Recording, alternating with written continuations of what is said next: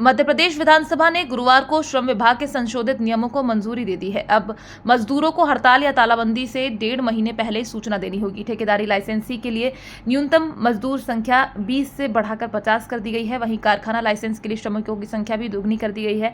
श्रम मंत्री प्रहलाद पटेल ने कहा कि इससे उद्योगों को राहत मिलेगी और निवेश बढ़ेगा। विपक्ष ने इसका विरोध करते हुए इसे मजदूर विरोधी बताया और सदन से वॉकआउट किया। नेता प्रतिपक्ष उमंग सिंघार ने कहा कि नए कानून पूंजीपतियों के हित में है। सरकार का दावा है कि संशोधन से औद्योगिक विवाद कम होंगे और रोजगार के नए अवसर पैदा होंगे। देखिए, निश्चित तौर से जिस प्रकार से उस कानून के अंदर है कि अगर कोई हड़ताल करना है तो सूचना देना पड़ेगी, तो मैं समझता हूं कि हड़ताल या समस्या तात्कालिक होती है, घटनाएं घटती है, उसी पे हड़ताल होती है।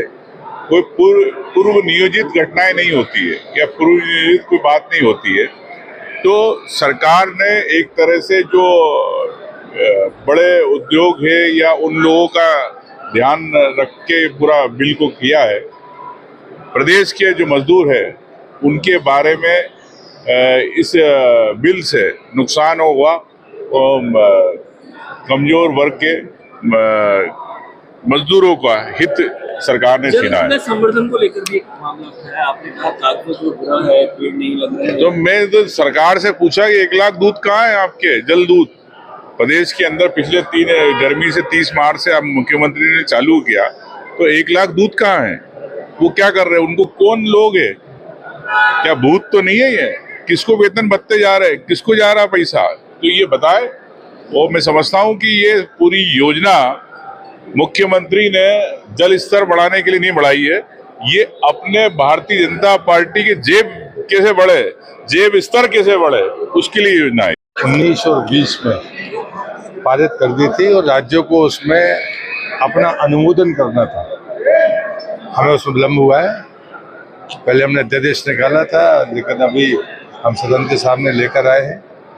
उसमें ठेका कानून है, औद्योगिक विवाद अधिनियम है, औद्योगिक हमारे श्रम कानून है। तीनों में जो मामूली संशोधन हुए हैं, वो संशोधन बड़ा साफ है कि उसमें मजदूरों का भी हित होगा, उद्योगपतियों का भी हित होगा।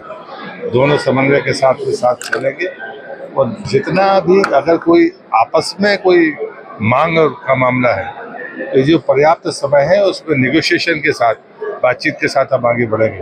भारत जिस तेजी के साथ अपना विकास की गति बनाए हुए है, उसमें समन्वय जरूरी है। और मुझे लगता है कि उसका वही परिणाम है कि आज भारत दुनिया की 4थे नंबर की अर्थव्यवस्था है। और इसलिए दोनों का हित सुरक्षित और बेहतर है। प्रदेश के प्रधानमंत्री का आभारी हूँ और मध्य प्रदेश विधानसभा के सभी लोगों का, माननीय अध्यक्ष जी, माननीय मुख्यमंत्री जी, सभी सदस्यों के प्रति आभार व्यक्त करता हूँ उसमें सहयोग।